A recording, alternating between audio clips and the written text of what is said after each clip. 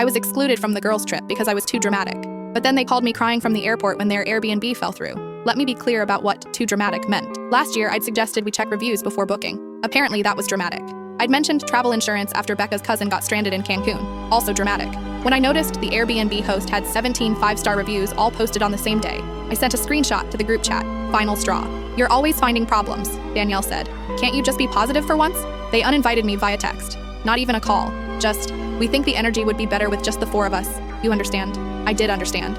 I understood they wanted validation, not reality. So I stayed home while Becca, Danielle, Whitney, and Imani flew to Miami for what they kept calling their most amazing girls' trip ever on Instagram. The call came at 11:47 p.m. on Thursday. The house doesn't exist, Whitney sobbed. We're at the airport and the address doesn't exist. I was 3 episodes into a crime documentary. What do you mean it doesn't exist? The listing showed this gorgeous beach house, Becca cut in. But when the Uber dropped us off, it was just an empty lot, like actual dirt and construction equipment. I put the documentary on mute. Did you try calling the host?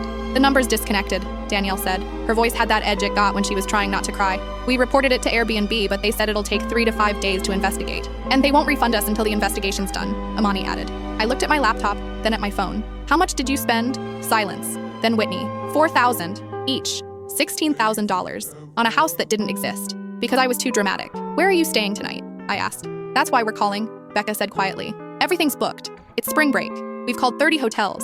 I could have said no. I could have reminded them how they'd laughed at my concerns, blocked me from their planning chat, and posted pictures with captions like "Real friends don't bring you down." I could have let them figure it out. Instead, I opened my laptop. Give me 20 minutes. By 12:15 a.m., I'd found them a condo 20 minutes from South Beach. It wasn't on the main platforms, which is why it was still available. I had to call the owner and negotiate paying via Venmo since their cards were maxed out from the scam. It's $350 a night, I told them. I'll cover the first 3 nights. You can pay me back later. More silence. Then Imani. Why are you helping us? I thought about that. Because you're my friends, even when you're idiots. They stayed the week. I coordinated everything from home, found them restaurant reservations after their first choice gave them food poisoning, helped them file a police report when Becca's wallet was stolen, and talked Whitney through a panic attack when she realized she'd maxed out her credit cards. On their last day, Danielle video called me from the beach. I'm sorry, she said. The others crowded into frame behind her, nodding. You weren't being dramatic. You were being smart. We were just too stupid to see it. You weren't stupid, I said, though they kind of were. You just wanted things easy. Will you come on the next trip? Becca asked. Please. We'll actually listen this time. I looked at my peaceful apartment, my true crime documentary queue, and my cat who wasn't going to abandon me for having reasonable concerns.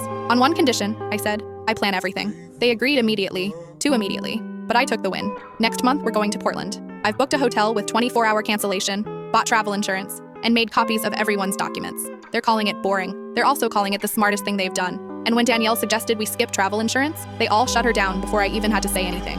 Being dramatic never felt so good.